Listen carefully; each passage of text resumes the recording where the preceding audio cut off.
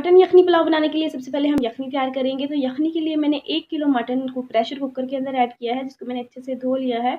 अब हम इसके अंदर ऐड कर देंगे 3 छिले हुए साबुत प्याज, तो काटने की कोई ज़रूरत नहीं है। साथ ही मैंने यहाँ पे 2 खाने के चम्मच लहसुन लिया है, जिसमें से हम आधा इसके अंदर ऐड कर देंगे और थोड़ा-सा हम बचा के रख लेंगे।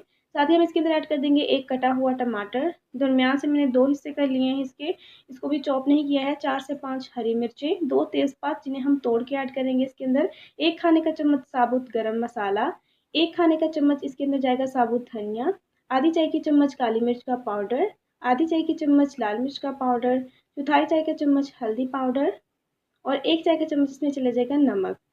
तो ये सारी चीज़ें ऐड करने के बाद हम इसके अंदर ऐड कर देंगे 2 गिलास पानी।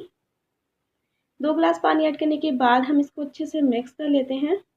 अच्छे से मिक्स करने के बाद हम इसको कवर करेंगे और कवर करने के बाद हम इसको वेट लगा देंगे 20 मिनट तक मीडियम टू हाई फ्लेम पे। याद रहे कि आपने टाइम वेट हिलने के बाद नोट करना है, उससे पहले नहीं करना है। तो इसे 20 मिनट तक लगा रहने देते हैं। 20 मिनट हो चुके हैं, फ्लेम ऑफ करके हम इसका वेट उठा देते हैं। कुकर की स्टीम सारी निकल चुकी है, ढक्कन उठाते हैं और यहाँ पे मटन जो है वो बहुत अच्छे से गल गया है। तो इस स्टेज पे हम इसका मटन जो है वो अलग कर लेंगे, यखनी और मसाला अलग कर लेंगे और मटन जो है वो हम अलग प्लेट में निकाल लेते हैं। इसको हम बाद में यूज़ करेंगे। तो यहाँ पे मैंने मटन सारा निकाल लिया है, तो यखनी और मसाला बच गया है। तो इसको अब हम छान लेते हैं, यखनी अलग कर लेते हैं और मसाला जो है वो अलग कर देते हैं। तो यहाँ पे मैंने एक बाउल लिया है, बाउल के ऊपर हम छन्नी रखेंगे और छन्नी के अंदर हम ये सारा जो है मिक्सचर वो छान लेंगे। तो चम्मच की मदद से हम इसकी यखनी जो है वो अलग कर रहे हैं। तो इस मसाले को हम फेंकेंगे नहीं, बल्कि इसको हम ब्लेंडिंग जार के अंदर ब्लेंड करके इसका स्मूथ सा पेस्ट बनाएंगे और इस पेस्ट को हम पुलाव के अंदर यूज़ करेंगे। बाज़ लोग जो होते हैं वो यखनी का ये जो मसाला है ये गिरा देते हैं, तो हम इसको गिराएंगे नहीं बल्कि इसको ब्लेंड कर लेंगे। इससे हमारा जो पुलाव है वो बहुत ज़्यादा टेस्टी बनेगा, उसका फ्लेवर जो है वो इन्हेंस हो जाएगा।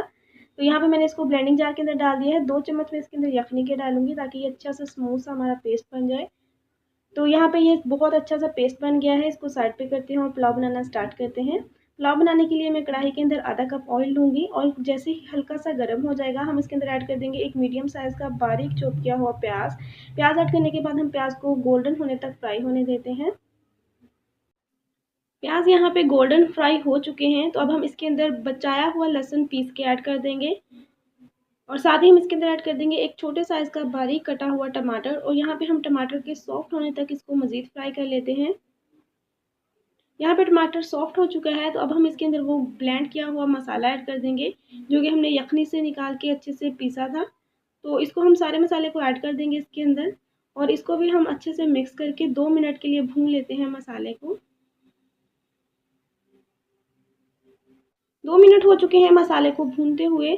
तो अब हम इसके अंदर ऐड करेंगे 1/4 टीस्पून लाल मिर्च का पाउडर। अगर आपको स्पाइसेस नहीं पसंद है इतनी ज़्यादा तो आप यहाँ पे मत ऐड करें।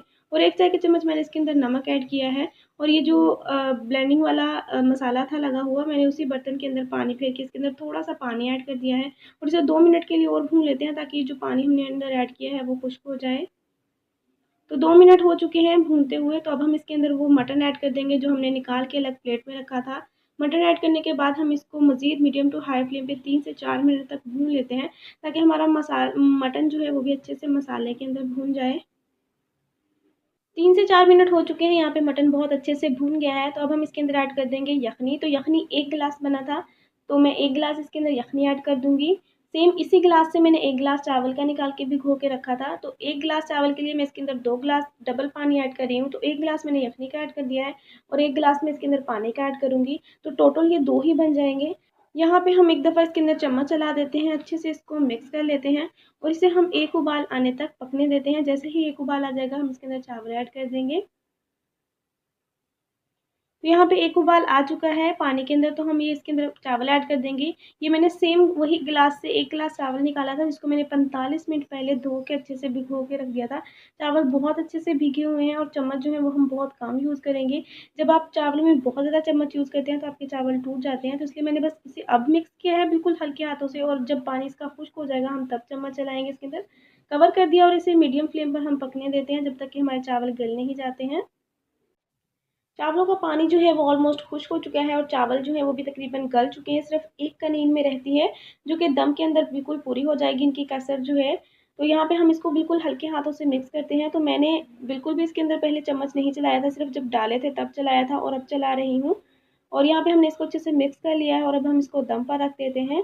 तो 2 मिनट तक मैं मीडियम फ्लेम रखूँगी, उसके बाद मैं बिल्कुल लो कर दूँगी और 10 मिनट के लिए हम इसे बिल्कुल लो फ्लेम पे दम पर रख देंगे।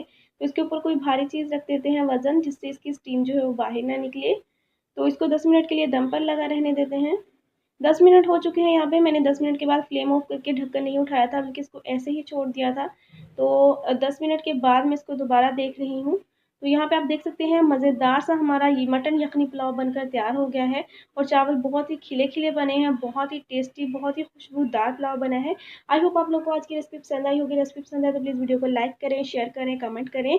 मेरे चैनल को सब्सक्राइब करें बेल आइकन के साथ, ताकि मेरी आने वाली हर न्यू रेसिपी सबसे पहले आप तक पहुँचे। इसके अलावा मुझे इंस्टाग्राम पर फॉलो करें, इंस्टाग्राम का लिंक मैं डिस्क्रिप्शन में दिया है। मिलते हैं नेक्स्ट ऐसी ही रेसिपी के साथ, तब तक के लिए मुझे दीजिए इजाज़त। मुझे भी अपनी दुआ में याद रखिएगा। खुदा निगहबान, अल्लाह हाफ़िज़।